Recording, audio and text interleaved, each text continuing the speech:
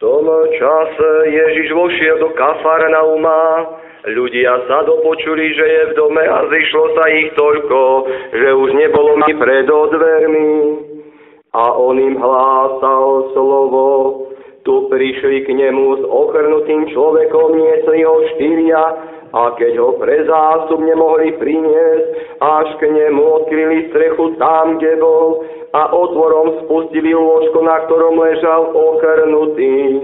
Keď Ježiš videl ich vieru, povedal ochrnutému: synu, odpúšťajú sa ti hriechy.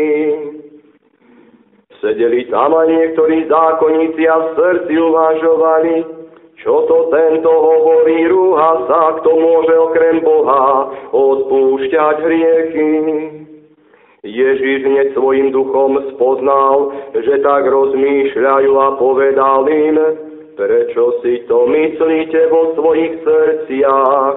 Čo je ľahšie povedať ochrnutému: odpúšťajú sa ti hriechy, alebo povedať: vstaň, vezmi si lôžko a choď. Ale aby ste vedeli, že Syn človeka má na zemi moc odpúšťať hriechy, povedal ochrnutému: hovorím ti, vstaň, vezmi si lôžko a choď domov. A on vstal, hneď si vzal lôžko a pred očami všetkých odišiel. Všetci sa divili, velebili Boha a hovorili: také niečo sme ešte nikdy nevideli.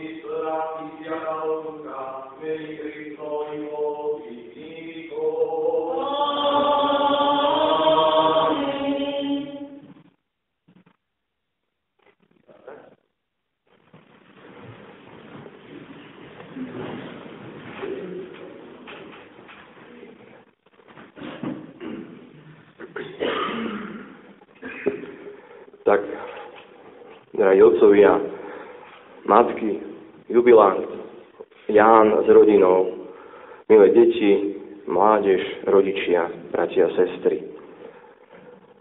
Môžeme povedať, že čas, ktorý nám Boh dáva, je čas na pokánie, skutočne celý náš život.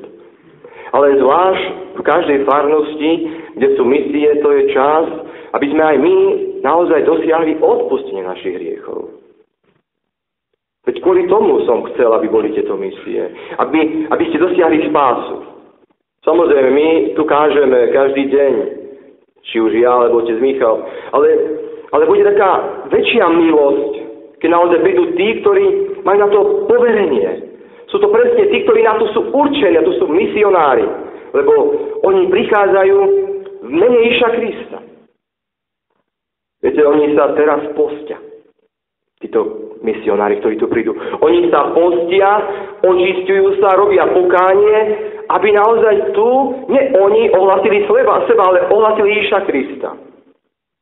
Preto vás všetkých chcem naozaj takto povzbudiť a pozvať k týmto misiám, k takejto úžasnej príležitosti, ktorá je pre nás. Pre teba, nie pre kňazov, to nie sú pre mňa misie. Pre nás všetkých, pre celú túto farnosť, túto farskú rodinu, pre tvoje duchovné obohatenie, pre tvoju záchranu. Môžem naozaj povedať, že tieto misie, verím, že niekoho zachránia pred peklom. To si ty možno myslíš, že ty práve si, tak trošku poviem, mňa sa to netýka, ale možno práve ty, možno práve teba tieto misie zachránia pred peklom. Buď za to vďačný Bohu. vďačná Bohu, že toto bude čas tvojej záchrany a spásy. Dnešná nedeľa nám hovorí evanjeliu od Matúša Kafarnaum. Ježiš tam často chodieval, lebo vieme, že kto pochádza z Kafarnauma. No, Peter a Andrej, títo dvaja apoštoli, jeden z nich dostal naozaj kľúče od nebeského kráľovstva, bol to Peter, bol to Šimon, syn Jonášov. A Andrej, jeho brat, dokonca bol prvý z apoštolov, lebo je prvopovolaný, ktorý išiel so svojím ďalším bratom, učeníkom, lebo on bol predtým ešte učeníkom Jana Krstiteľa. A práve keď Jan im povie, hľa Boží baránok a ukáže prstom na Ježiša Krista a vtedy im povie, že ja budem ubúdať a on bude vzrástať, oni vedeli, čo to znamená. Lebo určite počuli aj iné slovo, ktoré Ján ohlasoval. Určite rozprával o príchode Mesiáša. Toto bolo jeho poslanie, aby pripravil srdcia ľudu Izraela, až príde Mesiáš, aby ho ľudia nezavrli a odmietli, ale aby prijali a tešili sa.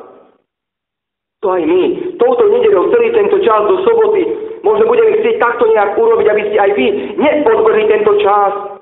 Čo môže byť dobré, nie? Bolo minulú nedeľu z Nazareta, povie Natanael Filipovi, no čo tam môže byť dobré? No čo tu môžem ja zažiť? Môžete možno aj mať takéto zmyšľanie, že my kňazi sme už takí tiež nejakí už takí chorí, alebo takí všelijakí, takí moderní. To je vec jednotlivca. Nie všetci kňazi sú zlí. To si uvedom. Nie všetci politici sú zlí. Nie všetci otcovia sú zlí. Nie všetci sú alkoholici. Nie všetky matky sú krčavské matky, ktoré zabíjajú a odhadzujú svoje dieťa. Nie sú tu také matky, ktoré vychovali svoje deti a sú vďačné. Nie všetky deti sú zlé deti. Nie všetci kresťania sú zlí kresťania.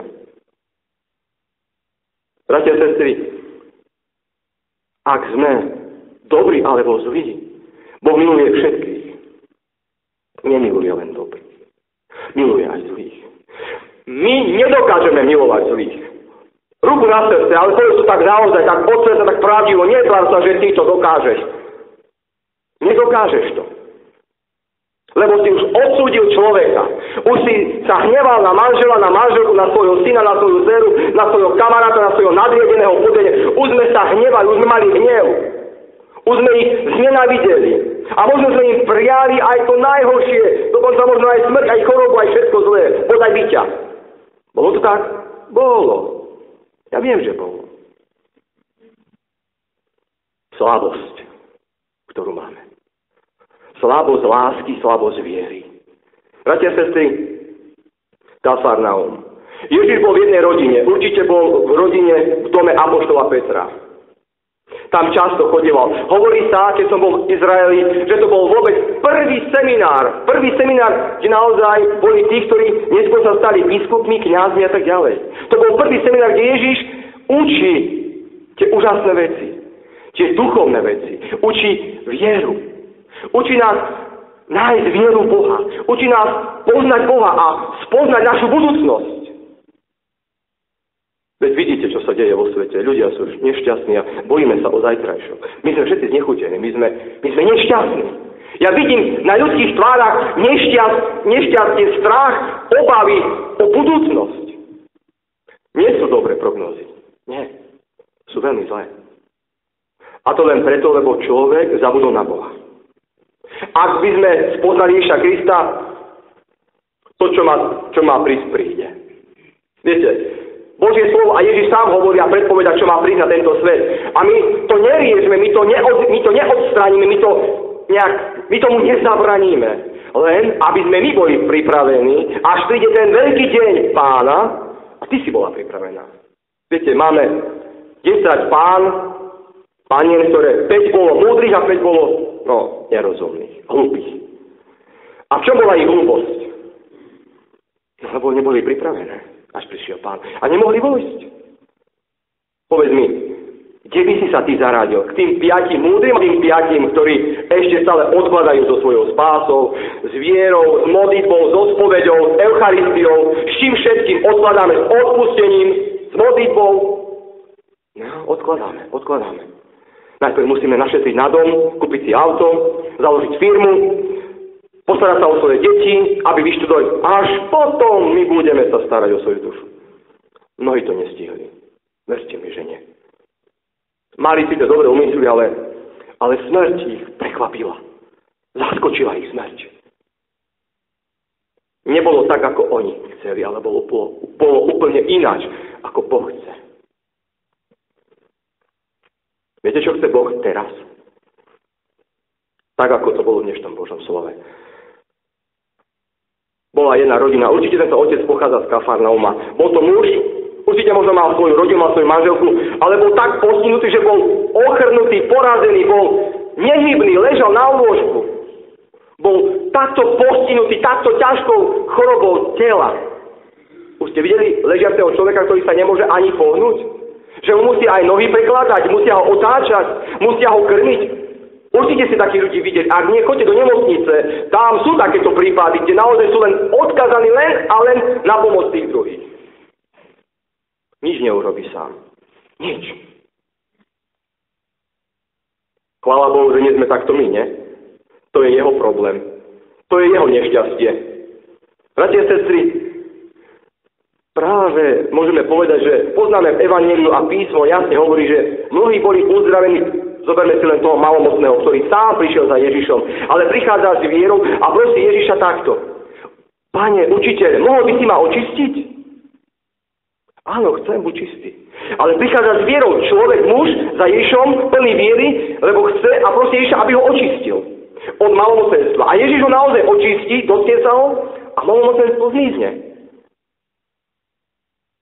Prichádza s vierou. Vďaka viere, ktorú má. Ale dnešné Božie slovo nám hovorí, že tu prichádza človek, ktorý nevieme, či mal vieru, ale mali iný vieru. Tí štyria, ktorí ho nesli na nosidlách, títo mali vieru. A oni prichádzajú za Ježišom tam, kde je. V jednom dome v Kafarnaume. Je veľké nešťastie, tragédia, pohroma, ak otec v rodine je chorý. Viete si predstaviť, že by manželky, deti, predstavte si, že by váš otecko ochorel a vážne a ostal by na lôžku. No, z čoho by sme žili? Veď on je ten, ktorý živí rodinu. Teraz si predstav, že by tvoj manžel vážne ochorel a ostal by ležať na lôžku. Už by nemohol ísť do práce. Už by ti nezarábal. A už by sme všetci by ste v rodine pocitili naozaj veľké nešťastie. Smutok, tragédia. Otec je ťažko chorý. Tá rodina naozaj už by žila ťažko. A práve sú tam určite dobrí ľudia, ktorí poznajú tohto človeka. Možno to boli kamaráti, kolegovia, možno niekto aj zo blízkych súrodencov, že tohto muža nesú až k Ježišovi. A dokonca sú vynaliezaví, lebo odkrývajú tú prútenú strechu, cez tie trámy, cez tú strechu spúšťajú tohto ochrnutého otca, muža, človeka priamo pred Ježiša. Ježiš, keď videl, čo sa robí tamto hore na tej streche, on vedel, o čo im ide. Len či tí, ktorí to robili tamto na tej streche, dokiaľ ho spustia dole pred Ježiša, neviem, či vedeli, o čo pôjde teraz Ježišovi. A my to máme v dnešnom Božom slove.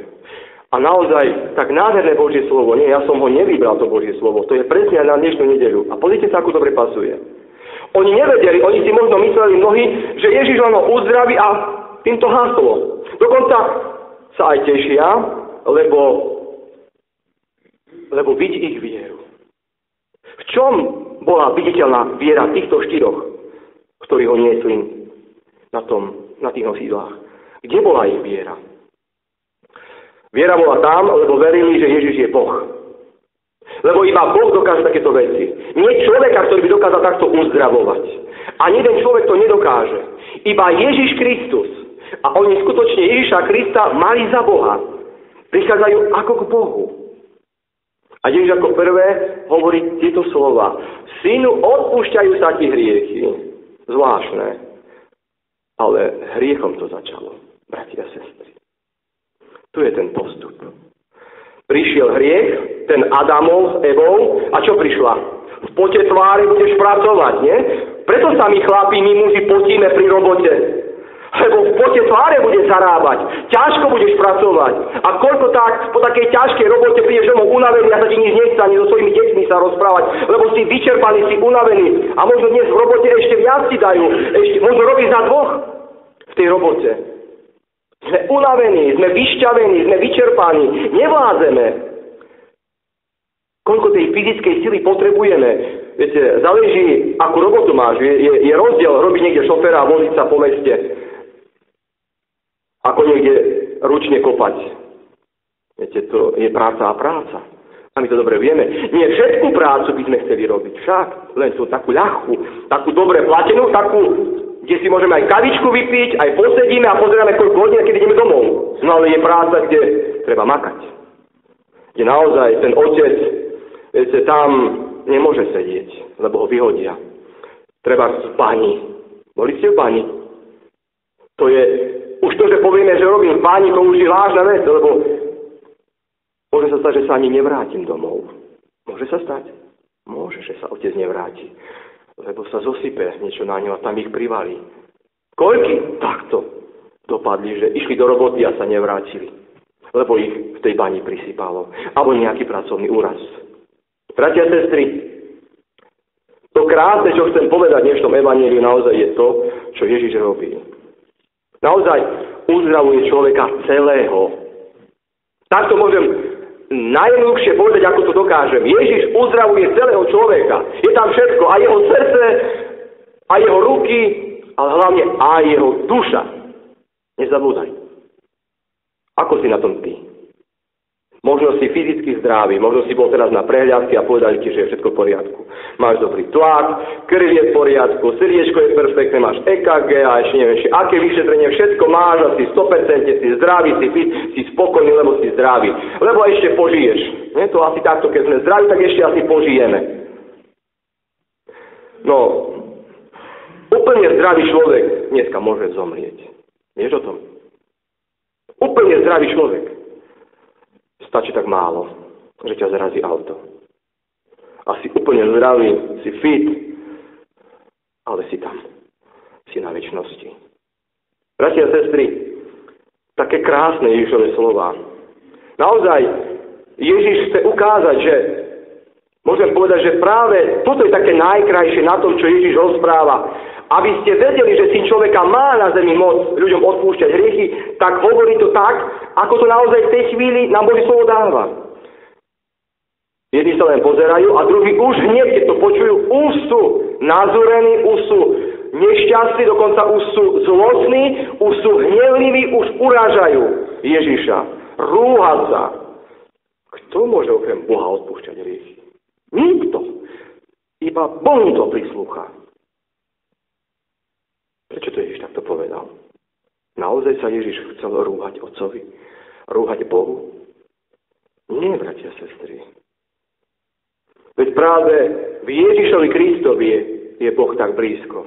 Naozaj, v Ježišovi Kristovi Boh navštívil svoj ľud. Rozumiete? Boh prichádza osobne medzi nás. V Ježišovi Kristovi. To znamená, že uvedomte si, my všetci, čo sme tu a budeme mať zakrátko misie, že aj nás navštíví Ježiš. Otcov misionárov. On príde medzi nás, aby nás v prvom rade uzdravil na duši, aby nás uzdravil na tele, aby nás vykúpil naozaj tým, že nás znovu chce zahoďať svojou láskou a milosťou. Aby nám znovu dal to, čo sme stratili, možno milosť posväcujúcu. Aby sme znovu uverili Ježišovi Kristovi. Môžem povedať, že Ježiš z neba už vidí a vie, o čo nám tu ide, nám tu babinčalo na Bimbarku. Ježiš už vie, o čo nám tu ide. Lebo vidí tú prípravu svätých misií, ktoré nás čakajú. On už to vidí a vie, o čo nám ide. Aspoň niektorým. Ale verím, že nám ide všetkým o to. Aby sme tento čas využili a prichádzali tu na počúvať Božie slovo. To najkrajšie je to, čo som povedal. Možno sú takí doma, možno blízky, príbuzní, sú to možno deti, ktoré už nepraktizujú vieru, už stratili, sú niekde, študujú, možno v zahraničí, možno ty sa pýtaš, voláš, chodíte, bola nedeľa, boli ste, hej, mamička, boli sme, oni vám povedia všetko, že boli. Áno, by ste vy boli spokojní. Dneska nie je problém klamať aj otcovi, aj máme. To dneska sa dokáže, dneska to je ľahko. Hej, boli sme, buďte spokojní. No, však vie, že chodíme. Ale nebojte sa, určite neboli. Nemajú na to čas. Len vy buďte spokojní.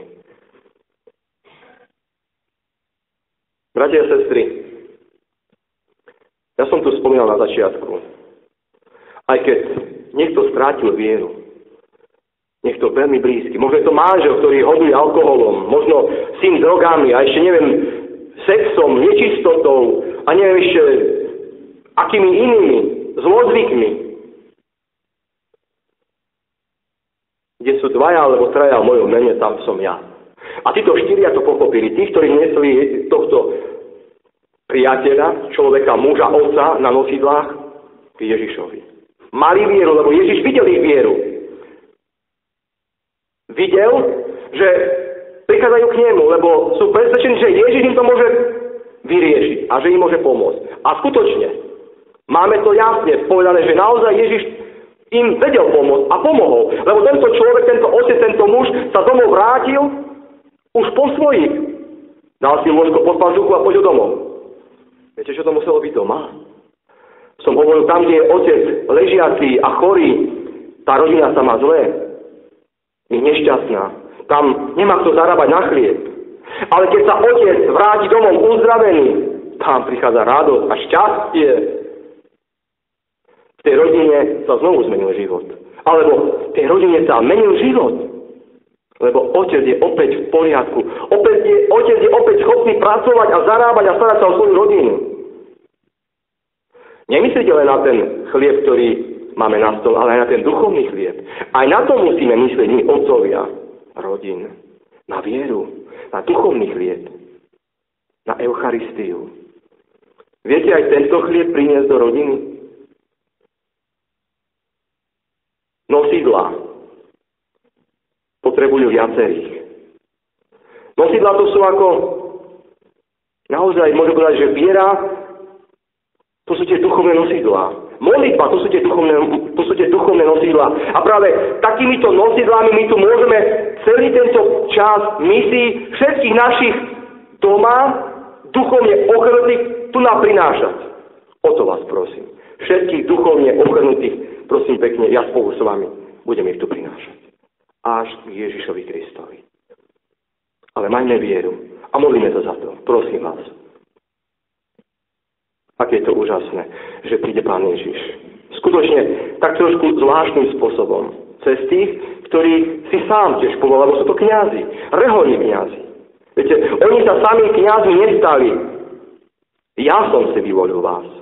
Nie vy ste si vyvolili mňa, ale ja. To platí o každom kňazovi. O každom. I o padlom kňazovi, ktorý zanebal svoju vieru a svoje kňazstvo. Ale nevadí. Prosím vás, teraz tak osobne. Aj mňa to prineste. Ale vy. Lebo ja tu budem vás prinášať, ale aj vy tu mňa prineste. Nezabudnite na mňa a na moju rodinu. Potrebujem aj ja. A ešte všetkých tých kňazov, ktorých poznáme a to kňazstvo im nevyšlo. Neodpisujme ich. Možno, viete, takú vec musím povedať, možno to je aj chyba veriacich. Aj veriaci majú to veľkú podiel viny a zodpovednosti. Skutočne. Lebo sa za svojich kňazov nemodlia. A čo chcete? Aby boli ako anjeli bez modlitby? To nepôjde. Nielen rozprávať. Možno aj pravdivé veci. Ale koľko rázy sa ty za mňa pomodlila ruženec? Koľkokrát to bolo? Povedz mi. Ani raz. Ale ja stále sa za vás modlím. Tak vidíte ten problém? A toto nebudú hovoriť Markíze. Ani Viojke to nepovedia. Oni povedia to, čo im pasuje. Aby zdegradovali cirkev, aby zosmiešnili všetky to celé, čo Ježiš naozaj tu nám prináša. Preto buďme odvážni. A môžem povedať, že kňazi, autori a misionári tu nám budú kázať hod i nevhod. Možno sa ti to nebude páčiť, lebo ťa odhalia, lebo budeme odhalení. Ale je dobre byť tu odhalený otcom misionárom, ako tam hore Ježišom Kristom. To verte mi, tu radšej, ako tam. Radšej tu. A využite čas, ktorý vám Boh dáva. A pripravujme sa na spoveď, aby toto sme zažili. Viete si predstaviť, teraz si predstavte, synu, odpúšťajú sa ti hriechy. Teraz si predstav, že ja by som ti povedal dnes, dcera, odpúšťajú sa ti hriechy. Aké to je úžasné. Si predstavte, že Boh ti povie, že sa ti odpúšťajú hriechy. Neviem, to sme ešte asi možno neprecítili, čo to znamená. Že si zachránená, že žiješ. Že si vlastne ušla peklu a zatrateniu. To len toľko. To je dosť. To je veľa. Keď by o nás platilo po misiách, že aj nám bolo odpustené. Ale aj tvojim doma, aj tým, ktorí tu možno nie sú, ale možno vďaka týmto svätým misiám, ktoré tu budeme mať, možno oni začnú tu nachodiť a budeme počuť ich svedectvá, budeme vidieť ich vieru, budeme vidieť, aký mocný je Boh, čo Boh urobil. Čo Boh urobil cez Ježiša Krista, čo Boh urobil cez tých otcov misionárov, aké je mocné jeho slovo, aká je mocná jeho láska. A zázraky, ktoré prichádzajú vďaka viere, ktorú máme. Bratia a sestry, všetkých vás prosím o modlitbe za otcov misionárov, ale hlavne otvorene svoje srdcia. Prichádzajme tu do toho chrámu počas misií a myslíme nielen na seba, ale aj na tých druhých, ako nám hovorí dnešné Božie slovo.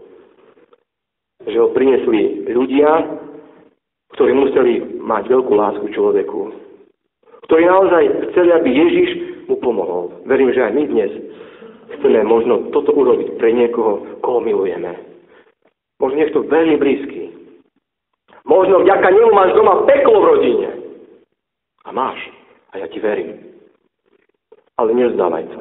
Spolu so mnou budeme sa modliť, aby sa to zmenilo. Nie ja, nie ty, ale Ježiš Kristus to zmení.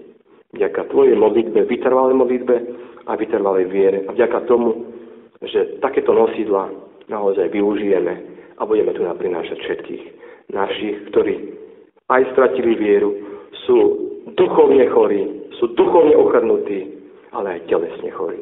Sláva Isusu Christu.